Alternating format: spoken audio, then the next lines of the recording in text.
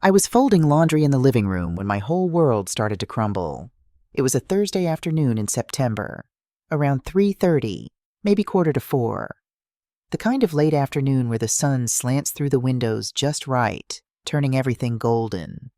Our house in Meadowbrook, Connecticut, has these beautiful bay windows that face west, and on days like this, I'd usually stop whatever I was doing just to appreciate the light. But that Thursday, I didn't notice the light at all. My granddaughter Viviana walked in from school, and the second I saw her face, I knew something was wrong. After 60 years on this earth, 25 of them working as a school nurse, you develop a sixth sense about these things. The way she dropped her backpack by the door, not tossed it like usual. The way she walked toward me, her shoulders tight, her expression serious.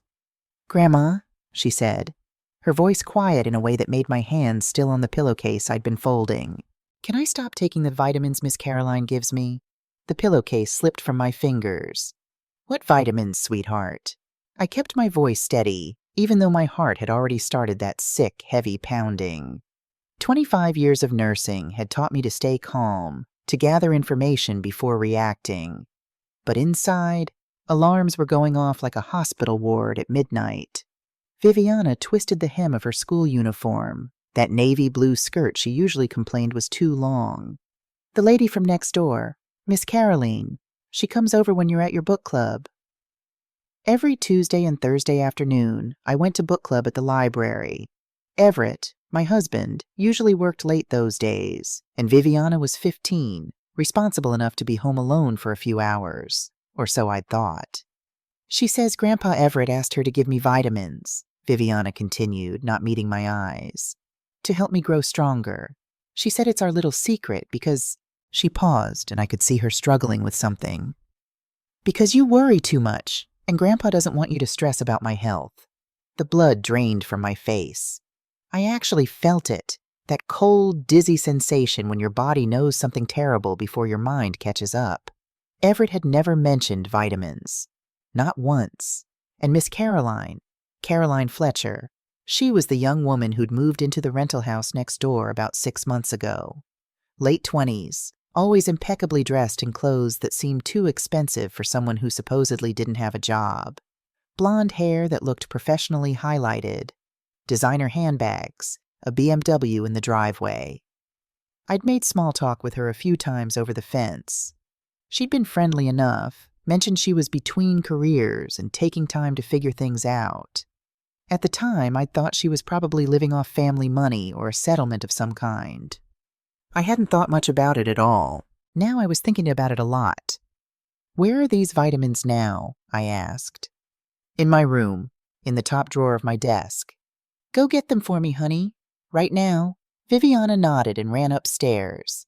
I stood there in the living room, surrounded by half-folded laundry, my mind racing through everything I knew about vitamin supplements, about medication safety, about the million ways this could go wrong.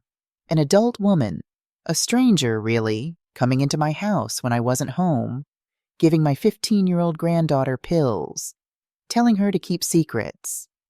Every single word of that sentence was a red flag the size of Texas.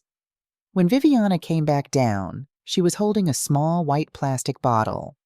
No pharmacy label, no brand name, nothing. Just a piece of paper taped to it with handwriting that said, "Viviana Daily Vitamin 1 per day." I unscrewed the cap with shaking hands and poured one into my palm. Small, round white tablet. No markings, no imprints, nothing to identify it. My nursing training kicked into high gear. Legitimate children's vitamins came in bottles with proper labels. Brand names, ingredient lists, dosage information, warnings. They usually had fun shapes or at least some kind of coating. This looked like nothing I recognized. Just a plain white pill that could be absolutely anything. "Viviana, honey, how long has Miss Caroline been giving you these?" She bit her lip, thinking. Maybe 2 months? She started coming over after school started this year. She says she and Grandpa Everett are working on a special project together. Something about nutrition research." Special project. The words hit me like a slap. "And after you take these, how do you feel?" "Sleepy," Viviana admitted. Really sleepy. Miss Caroline says that's normal, that vitamins can make you tired at first while your body adjusts. So I take it and lie down on the couch, and when I wake up, she's usually gone. I pulled Viviana close, wrapped my arms around her, and held on tight. She was almost as tall as me now, my baby girl growing up so fast. Too fast, maybe. You did exactly the right thing telling me, sweetheart. Don't take any more of these, okay? And this stays between us for now. Don't mention it to anyone. Not Grandpa, not Miss Caroline, not your friends. Can you do that for me? She nodded against my shoulder. I could feel her trembling slightly, and I realized she'd been carrying this worry around, not knowing what to do with it. Am I in trouble? She whispered. No, baby, no. You're not in trouble at all. You're safe. That's all that matters. But as I said those words, I wondered if they were true. Was she safe? Had she been safe these past 2 months?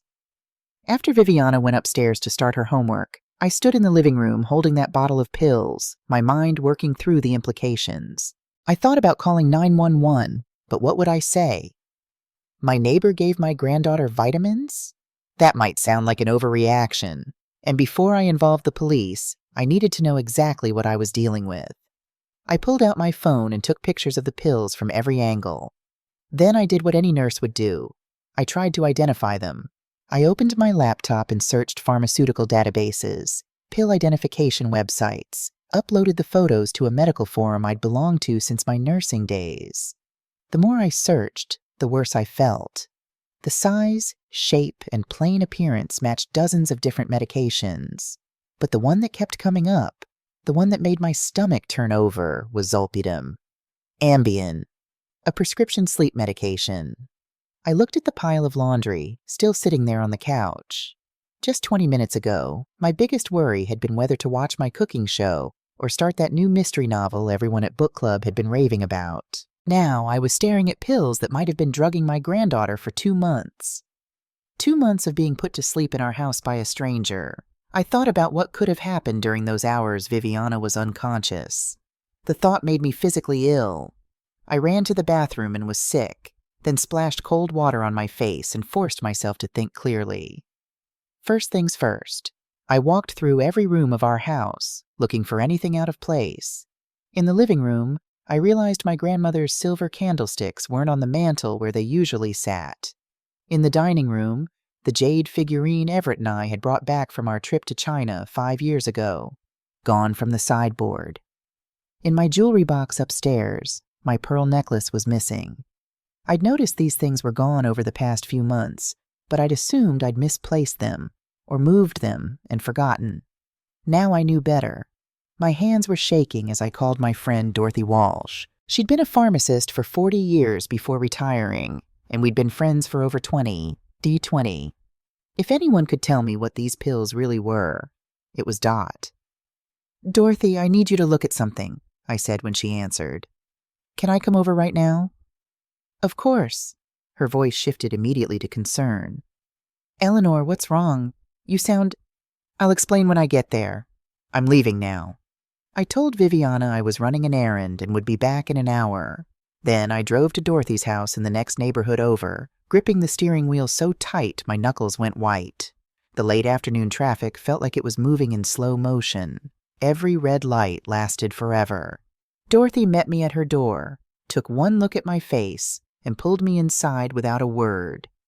We went to her kitchen, the same kitchen where we'd had countless cups of coffee over the years, talking about everything from recipes to grandchildren to retirement plans. But this conversation was different. I put the bottle on her kitchen table like it might explode. Dorothy picked it up, examined the pills carefully. She broke one in half, looked at the interior, smelled it. Her expression grew more serious with each second. "Lenore," she said finally, using my full name the way she only did when things were serious. "These aren't vitamins. I can't tell you exactly what they are without a proper lab test, but based on the size, shape, consistency, and the way it breaks—" She paused, looked up at me. "This looks like some kind of sedative, possibly a prescription sleep aid like Zolpidem or something similar." Even though I'd suspected it, hearing her confirm it made everything real in a way that research hadn't. You're sure? I'd stake my license on it. She set the pill down. Where did you get these? I told her everything. About Caroline Fletcher, about Viviana being told to keep secrets, about my husband supposedly being involved, about the missing items from our house. With each detail, Dorothy's face grew paler. When I finished, she was quiet for a long moment. Then she said, Lenore, I need to tell you something. About 6 months ago, I heard through the hospital grapevine, you know how gossip travels, about a woman in Fairfield who'd been targeted by a scam. A younger woman befriended her husband, gained access to their home, and systematically stole from them over several months. The victim was too embarrassed to press charges. My chest tightened. Did they catch the woman who did it? No. She disappeared once she was confronted. But Lenore, Dorothy reached across the table and gripped my hand. You need to get these tested officially. And you need to find out what your husband knows about this. But be careful. If he's involved in giving prescription medication to a child without medical need, without a doctor's supervision, that's criminal. And if he didn't know... She trailed off, but I understood what she wasn't saying. If Everett didn't know, then we'd been played. Both of us. I drove home in a daze. Everett wouldn't be back from his office in Hartford until around 7. I had time to think, to plan, to find out the truth. At home, I put the pills in a plastic bag and hid them in the back of my closet, behind the winter sweaters I wouldn't need until November. Then I did something I'd never done in 30 years of marriage. I went through my husband's things. His home office was downstairs, a converted den with built-in bookshelves and a mahogany desk he'd inherited from his father. I felt like a criminal as I opened his desk drawers, but I pushed past the guilt. This wasn't about privacy anymore. This was about protection. In the bottom drawer, I found a folder labeled CL Projects. My hands were shaking as I opened it. Bank statements. Withdrawals of $500, $800, $1,000, marked as consulting fees. Over the past 6 months, he'd withdrawn nearly $20,000 in these increments. Printouts of text messages. I read through them, each one making me feel sicker than the last. Can't wait to see you Thursday. The kid will be asleep by 3:45. We'll have 2 hours. You're amazing. Never thought I could feel this way again. Thank you for understanding me in ways she never has. I photographed every page with my phone, my hands shaking so badly I had to retake several shots. Then I put everything back exactly as I'd found it and closed the drawer. For a long moment, I just sat there in Everett's leather desk chair, staring at the family photos on his wall. Our wedding picture, 30 years ago. Photos of our son before we lost him to cancer 10 years back. Pictures of Viviana as a baby, as a toddler, at her middle school graduation last year. The man I'd been married to for 3 decades. The man who'd held my hand through our son's death. Who'd welcomed Viviana into our home with open arms when she needed us most. That man had betrayed us both. Or had he? The messages suggested an affair, clearly. But did he know about the sedatives? About the theft? Or was he just a fool in love, used by a woman who saw an opportunity? I needed to know. That evening, Everett came home at 7:15, same as always. He kissed my cheek at the door, asked about my day, played cards with Viviana before dinner. He seemed perfectly normal, happy even, relaxed in a way he hadn't been in months now that I thought about it. I watched him across the dinner table and wondered how I'd missed the signs. Or maybe there had been no signs. Maybe he was just that good at lying. Or maybe, and this thought was somehow worse, maybe he genuinely didn't see anything wrong with what he was doing. After dinner, after Viviana went upstairs to do homework, I found Everett in the living room reading the newspaper. We need to talk about Caroline Fletcher, I said. He looked up from the paper, and I watched his face carefully. No obvious reaction, no guilt, no fear, just mild curiosity. Who? Either he was an incredible actor, or he genuinely didn't recognize the name. The woman next door. The one who's been coming into our house when I'm not here. Lenore, I don't know what you're talking about. Don't lie to me, Everett. I kept my voice low, controlled. Viviana told me everything. About the vitamins, about your special project together. He laughed. Actually laughed, but it sounded forced, nervous. Oh, that. Yeah, Caroline mentioned she was studying nutrition and asked if she could give Viviana some supplements as part of a research project. I said it was fine. They're just vitamins, Lenore. Nothing to worry about. They're not vitamins. I watched him carefully as I said it. They're sedatives, prescription sleep medication. Someone has been drugging our 15-year-old granddaughter so she'd sleep while they did God knows what in this house. The color drained from his face. That at least seemed genuine. What? That's impossible. Caroline wouldn't. She said they were multivitamins for kids. She showed me information about. When did Caroline ask you about this? He hesitated, and I could see him calculating. About 2 months ago, maybe early July. And you didn't think to mention it to me? You didn't think to check what exactly she was giving Viviana? You didn't think to ask for proof of these credentials she supposedly has? I trusted her, he said, but his voice had gotten quiet, defensive. Why? I asked. Why would you trust a stranger with our granddaughter's health? A woman we barely know? He didn't answer, just stood there, looking at me, and I could see everything I needed to see written on his face. The guilt, the shame, the terrible realization of what he'd allowed to happen. How long have you been having an affair with her? I asked quietly. Lenore, please. How long, Everett? He sank down onto the couch. 6 months, since she moved in next door. I didn't mean for it to happen. You and I, we've been. He gestured helplessly. Distant. You're always busy with book club, your volunteer work, your doctor appointments you never tell me about. I felt lonely. And she was there, and she listened, and she made me feel. So you slept with the neighbor, I said, my voice flat. And when your mistress wanted private time with you in our home, you let her drug our granddaughter so you could have your affair in comfort. Do you understand what you've done? I didn't know about the sedatives, he said, and for the first time I heard real panic in his voice. Lenore, I swear to God I thought they were vitamins. She told me she had a degree in nutrition, that she was conducting research. I never imagined. Get out. We can work through this. We can get out of this house, right now, before I call the police and tell them everything. He stared at me for a long moment, and I think he was waiting for me to take it back, to calm down, to be reasonable the way I'd always been reasonable for 30 years. But I wasn't feeling reasonable. I was feeling like my entire life had been built on lies. Lenore? Now Everett. He left. I heard him go upstairs, heard drawers opening and closing, heard him moving around in our bedroom. 15 minutes later, he came back down with a duffel bag. He paused at the door, opened his mouth like he wanted to say something, then closed it again. The door shut behind him. I heard his car start in the driveway, heard it pull away.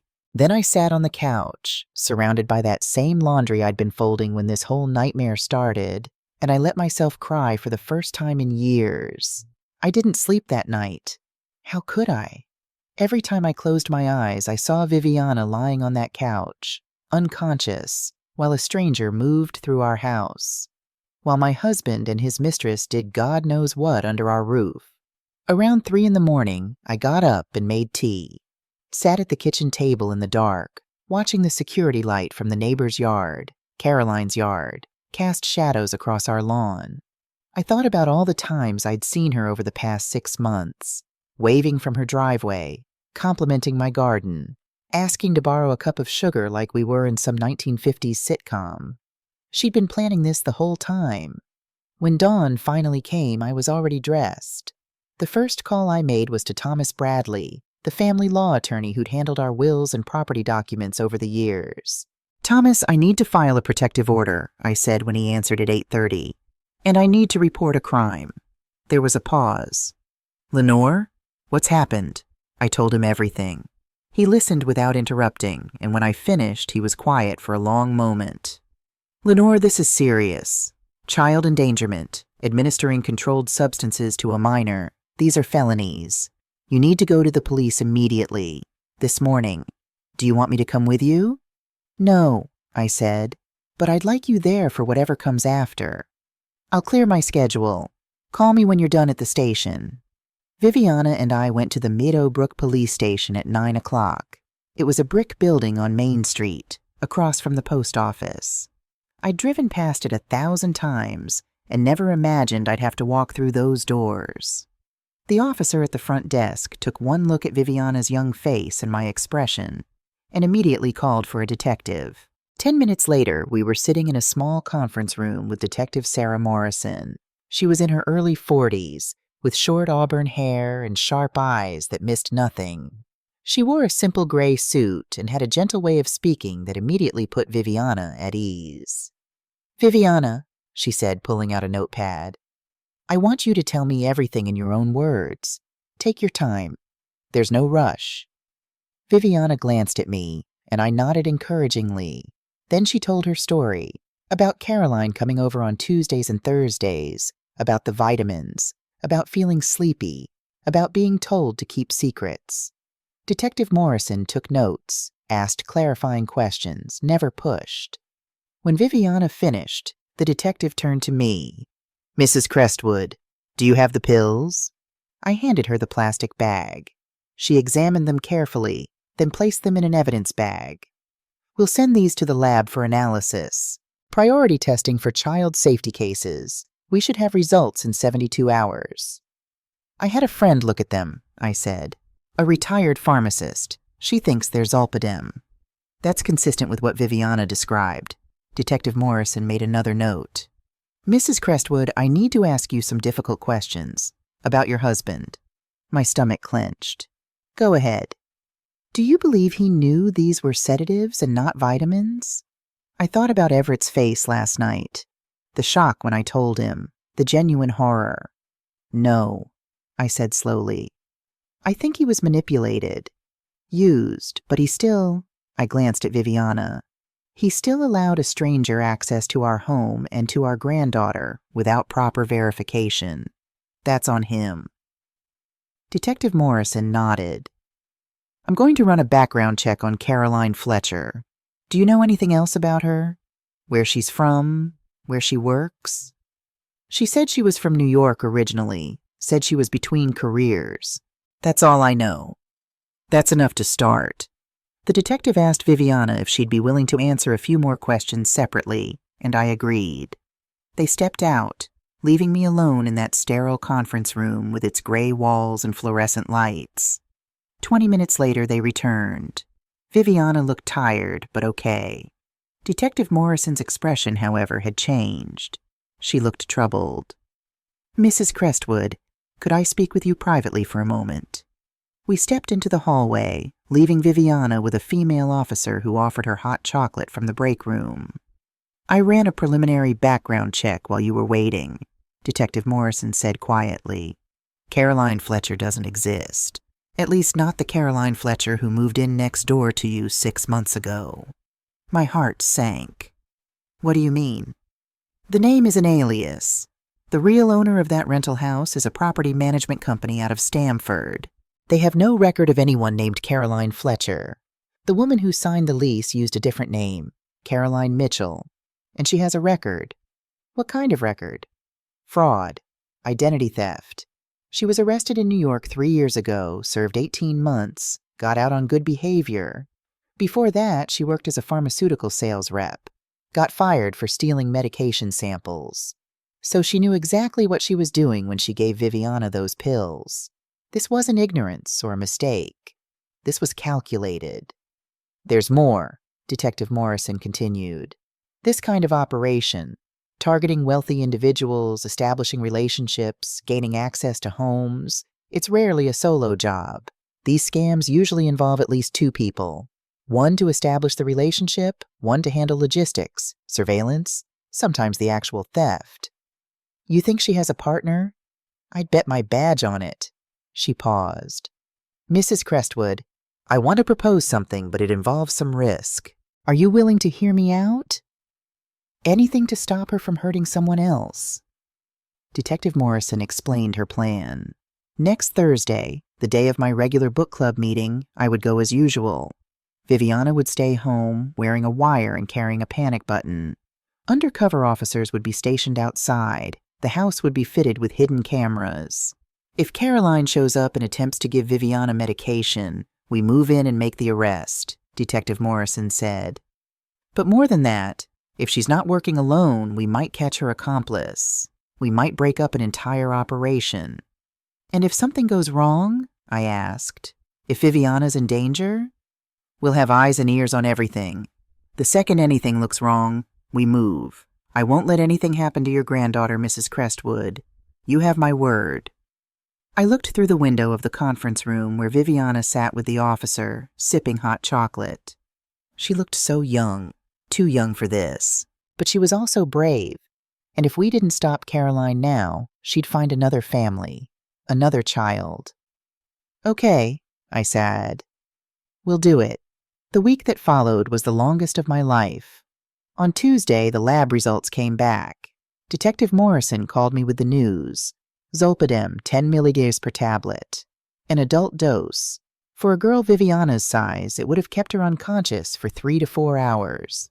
Long-term use could have caused liver damage, psychological dependency, developmental delays. I was sick all over again. On Wednesday, the technical team came to our house while Caroline was out. They installed cameras in the living room, kitchen, and hallway, tiny things hidden in smoke detectors and picture frames. They tested Viviana's wire 3 times to make sure it worked perfectly. On Thursday morning, Everett called. It was the 10th time he'd tried to reach me that week. This time I answered. Lenore, please, let me explain. There's nothing to explain. There is. His voice cracked. I was going to tell you about Caroline. I was planning to end it. I needed to understand why it happened first. Why I let it happen. Despite everything, my heart ached. 30 years. You don't just erase 30 years. Why did it happen, Everett? Silence, then. Do you remember last year, when you found out about the pre-diabetes? I froze. How did he know about that? I'd never told him. I'd been handling it with diet and exercise. Hadn't wanted him to worry. I saw the insurance paperwork, he said quietly. You'd hidden it in your desk. I wasn't snooping. I was looking for stamps. And there it was. Diagnosis? Pre-diabetes. And you never said a word to me. Your husband of 29 years. And you didn't trust me enough to tell me. I didn't want you to worry, I whispered. But I'm your husband. I'm supposed to worry about you. I'm supposed to be there for you. And instead, you shut me out. You've been shutting me out for years, Lenore. Always so independent, so strong, so capable. You never need me. And then Caroline. He paused. She made me feel needed, important, like I mattered. Tears were running down my face. You mattered, Everett. You always mattered. I know that now. I know what I did was wrong. But Lenore, I swear on our son's grave, I didn't know about the drugs. I thought they were vitamins. I would never, ever put Viviana in danger. But you did, I said. You trusted a stranger with our granddaughter's safety because it was convenient for your affair. And now we have to fix it. Let me help, please. Let me do something to make this right. I thought about it. You can, I said finally. Detective Morrison needs a list of everything you know about Caroline. Where you met her, what she told you about her background, where you went together. Everything. Can you do that? Yes, absolutely. I'll write it all down. Good. Email it to Detective Morrison by tonight. I gave him the address. Lenore, is there any chance we can... I don't know, I said honestly. Ask me again when this is over. That afternoon, I went to book club like normal. We were discussing a mystery novel about a woman who discovers her neighbor has been stealing her identity. The irony wasn't lost on me. I sat in the library's community room, surrounded by friends I'd known for years, and I couldn't focus on a single word anyone said. My phone was in my purse, volume on high, waiting for Detective Morrison's call.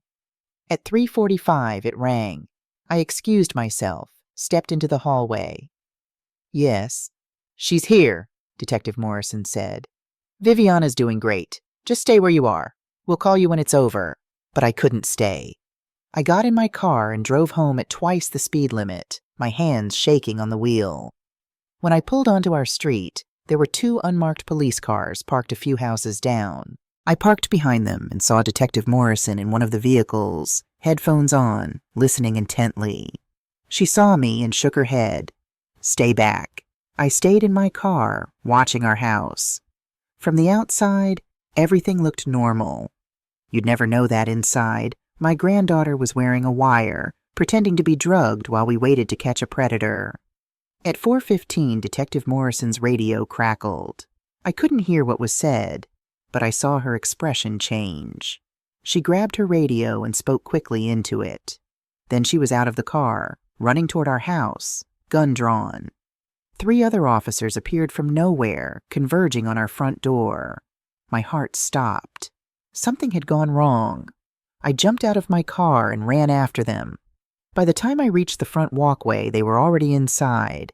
I could hear voices, shouting, a woman screaming. I burst through the door. The living room was full of police. Caroline was on the floor, hands cuffed behind her back, screaming that this was a mistake, that she'd done nothing wrong. Her perfect blonde hair was disheveled, her designer blouse torn at the shoulder. And standing next to her, also in handcuffs, was a man I'd never seen before. Tall, dark-haired, expensive suit. He wasn't saying anything, just staring at the floor with a resigned expression. Viviana was on the couch, pale but unharmed, with a female officer sitting beside her. "Mom!" I ran to her, pulled her into my arms. "Baby, are you okay?" "I'm fine, Grandma, I'm okay. I did what they said. I pretended to sleep and—" "You were so brave," I whispered into her hair. So brave. Detective Morrison approached us. "Mrs. Crestwood, your granddaughter did everything perfectly. She stayed calm, she followed instructions, and she helped us catch not just Caroline Mitchell, but her partner." I looked at the man in handcuffs. "Who is he?" "We're still identifying him, but based on what we heard on the wire, he's the one who's been handling the financial side of the operation. He and Caroline have been running this scam together." Caroline spat from the floor. "I want a lawyer. I'm not saying anything without a lawyer." "That's your right," Detective Morrison said calmly. Then she turned to me. "Mrs. Crestwood, we're going to need full statements from both you and Viviana. But the important thing is, we got them, and we got everything on tape." As they led Caroline and her accomplice out to separate police cars, I held Viviana close and watched through the window. Neighbors were starting to come out, curious about the police presence. I saw Mrs. Henderson from across the street, saw old Mr. Palmer next door, My heart stopped. Pulling up in his car, parking half on the curb in his rush, was Everett. He jumped out and ran toward the house, and I could see the terror on his face. But when he burst through the door and saw Viviana safe in my arms, the relief that flooded his features was so genuine, so raw, that something in me softened just slightly. "Is she okay?" he asked, not coming closer, respecting the space I demanded. "Lenore, is she—" "She's fine," I said. "She's safe." He sank against the doorframe, and I realized he was crying. "Thank God. Thank God." Detective Morrison stepped forward. "Mr. Crestwood, I'm going to need to ask you some questions." "Anything," he said. "Anything you need." As they talked, I looked around our living room, the same room where Viviana had asked me about the vitamins just a week ago, the same room where my whole world had started falling apart, but also the same room where we'd just caught 2 criminals, where we'd stopped them from hurting anyone else. Detective Morrison finished with Everett and came back to me. "Mrs. Crestwood, there's something else you should know. We ran the man's fingerprints. His name is James Whitmore." Everett, standing nearby, went completely white. "What?" "Do you know him, Mr. Crestwood?" Everett's voice broke. "He's my business partner. We've worked together for 15 years. He's my friend." And suddenly everything made sense. How Caroline had known so much about our family. How she'd known about Everett's schedule, about our financial situation, about when I'd be gone. How she'd known exactly which man to target. She hadn't found Everett by accident. James had fed her everything she needed. Detective Morrison nodded grimly. "We're getting a warrant for his financial records now. Based on what we heard on the wire today, they weren't just stealing from your home, Mr. Crestwood. They were planning to drain your business accounts. We're talking about over $2 million. Everett staggered backward and sat down hard on the stairs. He looked like he'd been punched. I should have felt satisfied, vindicated, but instead I just felt tired. So incredibly tired. How many other families? I asked Detective Morrison quietly. We don't know yet. But based on what we found in Caroline Mitchell's rental house, lists of names, addresses, financial records, we think at least 6 others, maybe more. 6 other families destroyed, 6 other lives torn apart. But not anymore, not after today. Detective Morrison squeezed my shoulder. You stopped them, Mrs. Crestwood. You and Viviana. You should be proud. As the police finished their work and began to clear out, as the sun set over Meadowbrook and our street slowly returned to normal, I sat on the couch with Viviana and thought about what came next. The legal proceedings, the media attention, the slow, painful process of rebuilding trust or deciding not to. But for now, in this moment, Viviana was safe. She was home. She was brave and strong and everything good in this world. And whatever happened next, we'd face it together. The media descended on Meadowbrook like locusts. Within 24 hours of the arrests, our quiet little Connecticut town was crawling with news vans and reporters. They camped out on our street, knocked on our door at all hours, called our phones incessantly. Detective Morrison had to assign an officer just to keep them off our property. Multi-state scam ring busted in Connecticut suburb, the headlines read. Business partners conspire to drug child, steal millions. They got some of it right. James Whitmore had indeed conspired with Caroline Mitchell, or whatever her real name was, to systematically target wealthy families across Connecticut and New York. They'd stolen over $4.8 million from 8 different families over 3 years. What the headlines didn't capture was the human cost. The marriages destroyed. The children traumatized. The trust shattered. Thomas Bradley, my attorney, advised us not to speak to the press, so we didn't. We closed the curtains, unplugged the landline, and waited for the storm to pass. It took 2 weeks. In that time, Everett stayed at the Hampton Inn near the highway. He called every day, asking if he could see Viviana. I let him, but only during the day, only when I was present. He'd arrive at 10 in the morning with pastries from Viviana's favorite bakery, and they'd sit in the kitchen doing crossword puzzles together while I pretended to read the newspaper. It was awkward, painful, but necessary. One afternoon, Viviana asked him directly, "Grandpa, did you know Miss Caroline was bad?" Everett set down his coffee cup carefully. His hands were shaking. "No, sweetheart, I didn't know. But I should have checked. I should have asked more questions. I should have protected you better." "Why did you like her?" Viviana asked. The question wasn't accusatory, just curious, trying to understand. Everett looked at me, then back at Viviana. "Because she made me feel important," he said honestly. "And I felt lonely. Those aren't good reasons, and they don't excuse what I did. But that's the truth." Viviana thought about this. "Grandma makes you important," she said. "You just didn't notice." Out of the mouths of babes. 3 months after the arrests, Caroline Mitchell and James Whitmore were formally charged. Caroline faced 8 counts of fraud, 6 counts of theft, 4 counts of identity theft, and 1 count of child endangerment. James faced similar charges, plus embezzlement from Everett's company. The prosecution offered them plea deals. Caroline's attorney, a public defender who looked barely older than Viviana, encouraged her to take it. 8 years instead of potentially 20. James, represented by a high-powered lawyer he'd hired before his assets were frozen, held out for 6 weeks before accepting 12 years. The sentencing hearing was in January. Snow fell softly outside the courthouse windows as the judge read the charges. I sat in the gallery with Viviana on one side and Dorothy on the other. Everett sat 2 rows back. We'd agreed it was better that way. Detective Morrison sat near the prosecutor's table, watching everything with her sharp eyes. When it came time for victim impact statements, Viviana wanted to speak. She'd written something with her therapist, Dr. Rachel Foster, and practiced it a dozen times.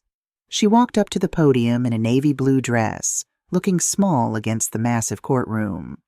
But when she spoke, her voice was steady. My name is Viviana Crestwood. I'm 15 years old. Last September, Miss Caroline started giving me pills that she said were vitamins. But they weren't vitamins. They were drugs that made me sleep so she could steal from my family and hurt my grandparents. Her voice wavered slightly, but she kept going. I have nightmares now. I'm afraid to be home alone. I don't trust people the way I used to. But I'm getting better because I have people who love me and support me. And I want other kids to know, if an adult tells you to keep secrets about medication or about anything that makes you uncomfortable, tell someone. Tell a parent, a teacher, anyone. Because keeping bad secrets protects bad people. She sat down. I reached for her hand and held it tight. Several people in the courtroom were crying, including the court reporter. Caroline, at the defense table, had her head down. But I saw her shoulders shaking. The judge sentenced Caroline to 8 years in Danbury Federal Correctional Institution. James got 12 years at Fort Dix. The judge recommended no early release. As the bailiffs led them out, Caroline turned and looked at Viviana. She mouthed 2 words.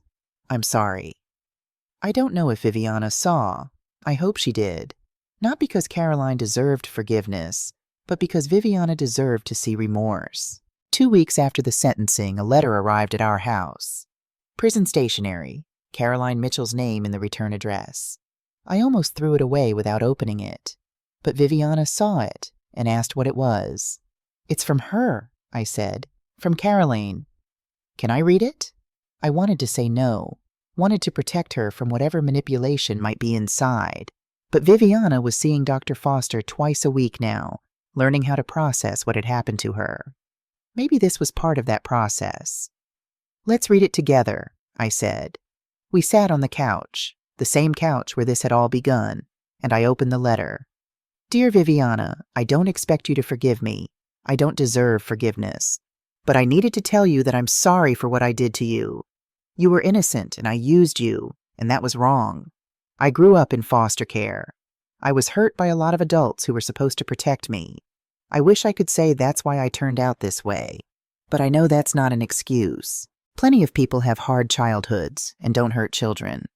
I made choices, bad choices. What I want you to know is this. None of what happened was your fault. You did everything right. You told your grandmother when something felt wrong. You were brave in ways I never was. I hope someday you can trust people again. I hope you can be happy. I hope you remember that most people are good, even though I wasn't. I'll be in prison for a long time and I deserve it, but I'll use that time to try to become someone better, someone who wouldn't do what I did to you. I'm so sorry. Caroline Viviana was quiet for a long time after we finished reading. Then she said, She's sad. Yes, I agreed. I think she is. That doesn't make it okay, what she did. No, it doesn't. But Viviana bit her lip. Maybe she can change. In prison. Maybe she'll come out and be different. Maybe, I said, because at 15, Viviana still had hope, and I didn't want to take that away from her. We never wrote back, but we kept the letter. The divorce proceedings started in February and dragged on for 6 months. Everett didn't want a divorce. He wanted counseling, time, a chance to rebuild. Part of me, the part that had loved him for 30 years, wanted that too. So we tried. We saw Dr. Patricia Jennings twice a week.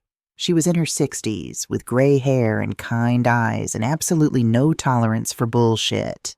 She made us do exercises, made us talk about our feelings, made us sit in silence when the talking got too hard. Lenore, she said one session, you have to decide if you can forgive him. Not today, not next week, but eventually, because without forgiveness, this won't work. I don't know if I can, I said honestly. Dr. Jennings nodded. That's a fair answer. Everett, how does that make you feel? Like I've destroyed everything, he said, his voice breaking. 30 years. Gone because I was selfish and stupid and human, Dr. Jennings interrupted. You made terrible choices, Everett, but you're not a monster. Monsters don't sit in my office twice a week trying to fix what they broke. I looked at my husband, this man I'd shared 3 decades with, and I saw what Dr. Jennings saw. Remorse. Real, genuine remorse. He wasn't trying to minimize what he'd done or make excuses. He was drowning in guilt. But was that enough? After 8 months of counseling, I made my decision. I need space, I told him. Not divorce, not yet, but separation. You move into your own place. We see each other for family occasions, for Viviana. We keep going to therapy. And in a year, we reevaluate. A year? He looked devastated. 30 years of marriage, Everett. 8 months of therapy. That's not a fair equation. I need time. He bought a condo in the next town over. 2 bedrooms, view of the harbor. He furnished it simply. No fancy bachelor pad, just a quiet place to live and think and try to figure out how he'd become someone who could be so easily manipulated. He saw Viviana twice a week. Sunday brunch and Wednesday dinner. She started sleeping over once a month, then twice a month. They were rebuilding their relationship slowly, carefully. Mine and Everett's relationship stayed in limbo. Some days I missed him desperately. Other days I couldn't bear to hear his voice. Dr. Jennings said that was normal. Meanwhile, Viviana was on her own journey. The nightmares started 2 weeks after the arrests. She'd wake up screaming, convinced Caroline was in the house. I'd run to her room and hold her while she shook. Dr. Foster prescribed medication for the anxiety. Ironically, a different kind of medication that Viviana was terrified to take at first. We started with half doses, with me sitting beside her when she took them, showing her the bottle, reading the label together every single time. It took 3 months before she could take medication without having a panic attack. School was hard. Kids had seen the news. Some were curious, asking invasive questions. Others were cruel, making jokes about her being drugged. The school counselor intervened, held assemblies about privacy and compassion, but teenagers are teenagers. Viviana's grades dropped from straight A's to B's and C's. She quit the debate team, started eating lunch in the library alone. I worried constantly. Was she slipping into depression? Should we increase therapy? Change medications? But then, slowly, things began to shift. In April, Viviana's English teacher assigned a personal essay. Viviana wrote about her experience, about speaking up when something felt wrong, about the importance of trusting your instincts. She titled it The Vitamin Secret. Her teacher submitted it to a state writing competition. It won 2nd place. A local newspaper asked to publish it. Viviana agreed, and the essay ran in the Sunday edition with a photo of her and me together, both of us smiling cautiously at the camera. The response was overwhelming. We got letters from parents, from teachers, from other children who'd been in similar situations. One woman wrote to say she'd recognized signs of grooming in her daughter's soccer coach after reading Viviana's essay, and she'd reported him before anything happened. We helped someone, Viviana said, holding that letter with shaking hands. Grandma, we actually helped. That's when I knew what I needed to do. In May, I met with Dorothy and Thomas Bradley and told them my idea. A nonprofit focused on medication safety and child protection, educational programs for schools, resources for parents, a hotline for kids who needed to report concerns anonymously. We'd call it Speak Up, Stay Safe. Dorothy loved it. Thomas offered to handle the legal paperwork pro bono. By June, we were officially registered as a 501c3 organization. By September, exactly 1 year after that terrible Thursday afternoon, we'd presented at 15 schools across Connecticut. We'd trained 200 teachers. We'd distributed 5,000 brochures to pediatricians' offices. We'd made a difference. Viviana came with me to some of the presentations. She'd stand in front of auditoriums full of middle schoolers and tell her story.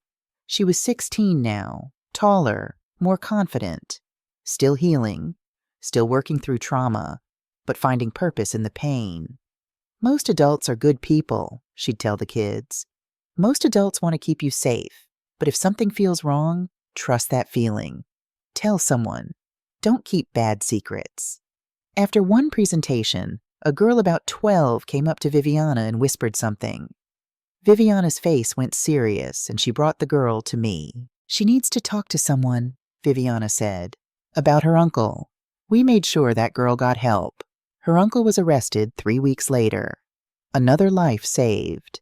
Another child protected. This was our legacy now. Not the perfect marriage I'd thought I had. Not the quiet retirement I'd planned. But something real. Something important. On a Tuesday evening in October, Everett and I had dinner together. Nothing fancy, just Chinese takeout in his condo, sitting at his small kitchen table. "How's the nonprofit going?" he asked. "Good. We're expanding to Massachusetts next month." "That's wonderful, Lenore. Really?" He paused. "How's Viviana?" "Better. Still has bad days, but more good days than bad now. She's thinking about studying social work in college." "She's incredible," he said softly. "Like her grandmother." I didn't respond to that. Just ate my lo mein and watched the harbor lights through his window. "It's been a year," Everett said finally. "You said we'd reevaluate." "I know. Have you? Reevaluated?" I set down my chopsticks and looked at him. Really looked at him. He'd aged this year, more gray in his hair, deeper lines around his eyes. But there was something different, too. Something quieter, more thoughtful. "I don't know if we can go back to what we were," I said honestly. "I don't know if I want to." "I don't either," he said, surprising me. "That marriage, the one where you kept secrets and I felt ignored, that wasn't healthy for either of us." "No, it wasn't." "But maybe," he said carefully, "we could build something new, something better. Not right away, not moving back in together tomorrow. Just keep dating, keep trying, see where it goes." I thought about it. About 30 years together. About the affair that had nearly destroyed us. About the work we'd both done to become better people. "Okay," I said finally. "We can keep trying." He smiled, tentative, hopeful. "Yeah?" "Yeah. It wasn't a fairy tale ending. We didn't kiss, didn't embrace, didn't declare our undying love. We just finished our Chinese food and talked about Viviana's college plans and the nonprofit's fundraiser next month. But it was a start. That night, driving home alone, I thought about how much had changed in 1 year. How much we'd all changed. Viviana, who'd learned to speak up and found her voice. Everett, who'd learned the cost of betrayal and was trying to make amends. And me, I'd learned that strength didn't mean never asking for help. That independence didn't mean shutting people out. That trust, once broken, was hard to rebuild, but not impossible. When I got home, Viviana was at the kitchen table doing homework. She looked up when I came in. "How was dinner with Grandpa?" "Good," I said. "We're going to keep trying." She nodded, unsurprised. "I think that's good. He's trying really hard, Grandma. I can tell." "I know, sweetheart. Do you think you'll ever trust him again? Like, really trust him?" I sat down across from her. "I don't know. But I think trust is something you build every day, with every choice. He's making better choices now. So maybe, eventually, yes." "That's a good answer," she said, and went back to her homework. I made tea and stood at the kitchen window, looking out at the house next door. Someone new lived there now, a young couple with a baby. Nice people, normal people. Sometimes I still thought about that Thursday afternoon, about how quickly everything can change, how one question from a brave young girl can unravel an entire criminal operation, save multiple families, end a 30-year marriage, and start something new. Life rarely gives us perfect endings. Mine didn't give me back the marriage I thought I had. It didn't erase Viviana's nightmares or my own heartbreak or the scars we'd all carry. But it gave us something else. Strength, voice, purpose. And sometimes, most times, that's enough. Sometimes that's everything. 6 months later, I got a letter from a woman in Massachusetts. She'd heard me speak at a community center. She wrote to tell me that she'd recognized the signs, a neighbor who was too friendly, pills that didn't look quite right, Secrets her daughter was being asked to keep. She reported it. Police investigated. Stopped a similar operation before any real harm was done. "You saved my daughter," she wrote. "Thank you for turning your pain into protection for others." I put that letter in a folder with all the others, dozens of them now, proof that something good had come from something terrible. In the living room, Viviana was on the phone with Everett, laughing at something he'd said, planning their Sunday brunch. Normal, healthy, healing. I thought about Caroline in prison, hopefully becoming someone better. About James, paying for his crimes. About Everett in his harbor condo, learning to be alone, learning to be different. About Viviana, growing stronger every day. About myself, doing the same. This is my story. Our story. A story of betrayal and trust, of breaking and healing, of endings and new beginnings. Not perfect, but real. And in the end, real is better than perfect anyway.